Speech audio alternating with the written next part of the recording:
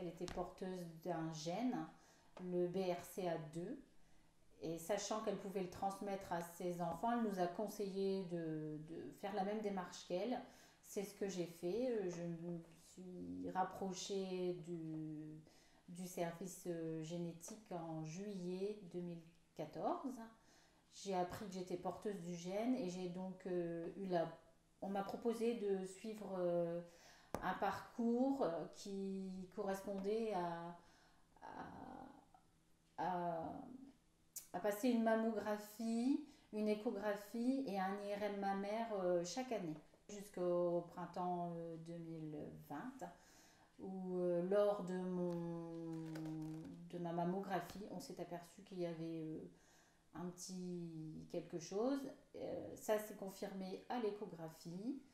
La semaine d'après, j'ai effectué une biopsie et les résultats de la biopsie donnaient clairement qu'il y avait un cancer qui était en train de se développer.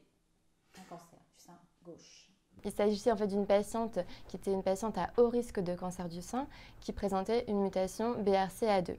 Chez ces patientes, on réalise à la fois un dépistage par IRM et par mammographie tous les ans.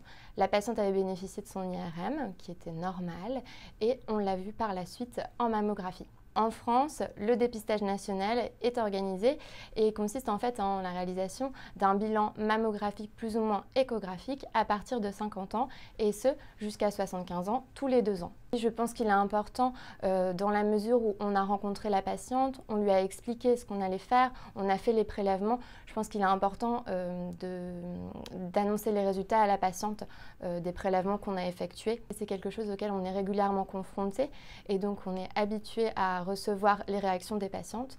Il faut savoir que c'est des réactions qui peuvent être très différentes d'une patiente à l'autre, mais que de par notre surspécialisation, on est amené à en faire régulièrement et donc à être de plus en plus à l'aise avec ça. Je ne sentais pas la palpation. Je n'avais vraiment aucune idée. Enfin, le ciel m'est tombé un peu sur la tête parce que vraiment j'étais sans lieu de m'imaginer que j'avais ça qui se développait dans mon sein. Nous, quand on reçoit donc, les patientes qui ont eu déjà l'annonce réalisée par nos collègues en imagerie, on reprend un peu le dossier, on prend le temps de reprendre toutes les données, l'examiner, répondre à ses questions et s'il le faut, revoir la patiente si elle n'a pas compris pour envisager une prise en charge chirurgicale, organisation du bloc opératoire et ainsi de suite. J'ai rencontré le docteur Borghesi à Monaco. Le docteur, après avoir consulté mon dossier, m'a dit clairement que le cancer était en train de se développer, mais qu'il était pris dans une phase initiale, que donc j'avais plusieurs solutions qui s'offraient à moi pour le traitement. On avait un peu de temps dans le sens où la pathologie mammaire permettait de programmer une intervention chirurgicale, pas dans les 15 jours comme on le fait habituellement, mais peut-être étalée dans le temps. Et compte tenu de la complexité du geste opératoire, de son implication psychologique également, qui n'est pas anodine, de réfléchir aux différentes possibilités qui s'offraient à nous.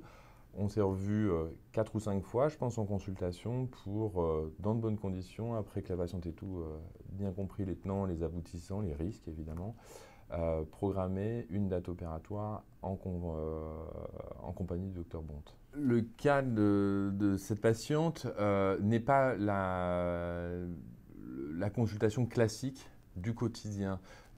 Cette patiente, donc, comme on vous l'a dit, présente une mutation génétique qui fait qu'elle est à risque de développer un cancer du sein, notamment, et qui, dans ces conditions, on peut être amené à faire une chirurgie dite prophylactique. Prophylactique, ça veut dire qu'on propose une chirurgie pour éviter la survenue d'un cancer dans les années à venir.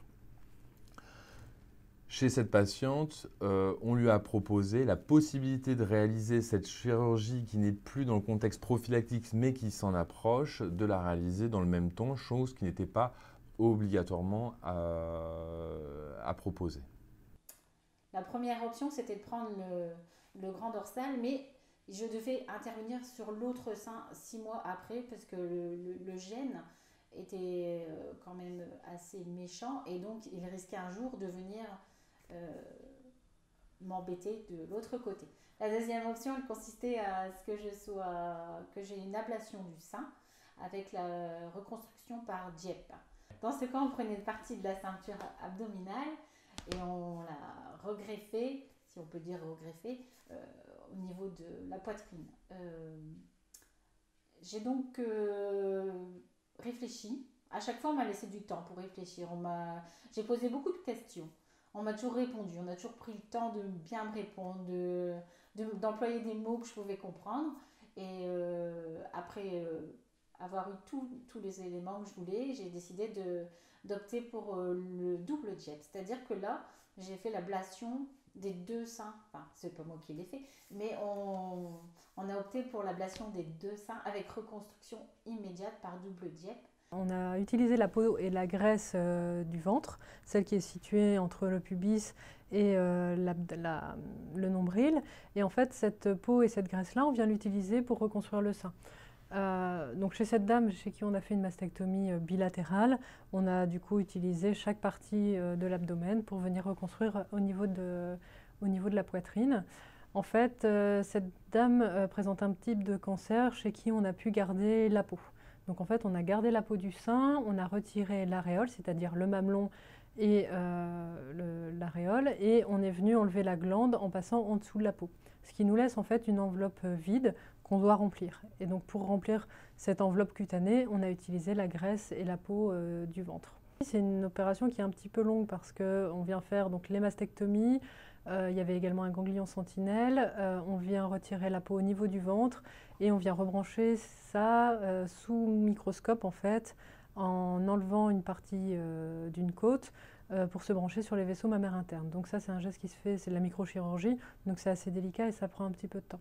Alors là, chez cette patiente, et c'est ce qu'on fait toujours pour les Dieppe, on travaille ce qu'on appelle en double équipe. C'est-à-dire qu'on a une équipe qui s'occupe de la partie supérieure, donc du sein, qui va faire la mastectomie et la préparation des vaisseaux, et l'autre équipe, pendant ce temps-là, s'occupe du ventre et de prélever en fait le lambeau qui va être anastomosé, qui va être branché.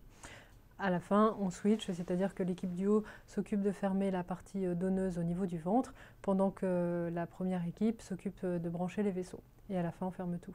Donc ça nous permet de gagner énormément de temps, mais c'est sûr que ça reste une opération qui dure facilement 6 à 8 heures. Alors l'opération, mais moi je n'ai pas vu grand-chose. Hein. Heureusement, il y a des bons produits anesthésiants qui font que on nous installe sur la table, on est bien entouré, on nous met tout à fait à l'aise et on nous dit qu'on va faire une petite sieste qui s'avère être une grande sieste, mais quand on se réveille, on est pris en charge vraiment pour la douleur. Je n'ai pas souffert. On m'a posé beaucoup de questions justement pour prévenir la douleur. 10 heures où il y a eu beaucoup de mains qui se sont occupées de moi. J'ai pu entendre parler de plusieurs chirurgiens, plusieurs anesthésistes, plusieurs infirmiers et aussi plusieurs chirurgiens plasticiens. Il y avait des chirurgiens gynécologiques et des chirurgiens plasticiens. Tout est terminé. Il y a encore une petite comment on peut dire, retouche. Une petite retouche à faire. Il y a une petite retouche qui a eu lieu il y a une dizaine de jours. Donc j'ai été opérée en fait au mois de mai. J'ai été une petite retouche là fin septembre et normalement la dernière est prévue en janvier. En général, pour une reconstruction mammaire, on compte environ 1 an de reconstruction, sachant que ce n'est pas des opérations tous les mois. La première opération vient apporter le volume, donc soit avec une prothèse, soit avec un lambeau. Là, il y a souvent une deuxième opération qui consiste à venir faire ce qu'on appelle les retouches, c'est-à-dire réinjecter de la graisse, donc ça c'est ce qu'on appelle le lipofilling, faire des petites reprises de cicatrices, des petites retouches en fait. Donc ça c'est la deuxième opération qui a lieu 3 à 4 mois plus tard et qui a souvent lieu sous hospitalisation, soit ambulatoire, soit avec une nuit d'hospitalisation. C'est une opération quand même beaucoup plus légère. La troisième opération, toujours 3 à 4 mois plus tard, là, ça vient reconstruire ce qu'on appelle la plaque aréolo-mamelonnaire, donc la aréole et le mamelon, soit par tatouage, greffe, enfin on a plein de techniques également à ce niveau-là. Ma manière de remercier le personnel, les chirurgiens, toutes les personnes qui sont occupées de moi, eh ben, c'est d'en témoigner. Parce que vraiment, on ne peut pas choisir de savoir si on va développer ou pas un cancer. Ça nous tombe dessus, on ne choisit pas. Mais je pense que maintenant, on peut choisir d'en guérir. Parce que si on est dépisté tôt, si on se fait suivre tôt, on a déjà plusieurs solutions devant nous. On n'est pas démunis. On nous propose plusieurs choses. Moi, je n'ai pas eu de chimiothérapie, je n'ai pas eu de radiothérapie et je n'ai pas à prendre les cachets d'hormonothérapie.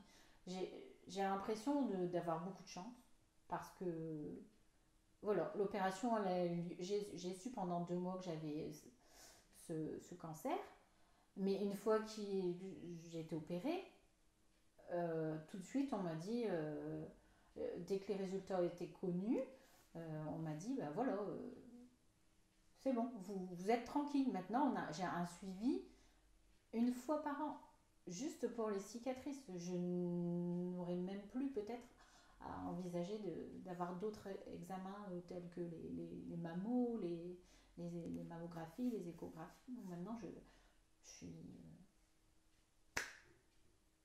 libre, je suis sereine parce que le dépistage, il m'a permis d'échapper à des traitements lourds. L'objectif du dépistage organisé est de faire le diagnostic d'un cancer du sein lorsqu'il est dit infraclinique. Infraclinique, ça veut dire quoi? Ça veut dire que la patiente n'a aucune symptomatologie.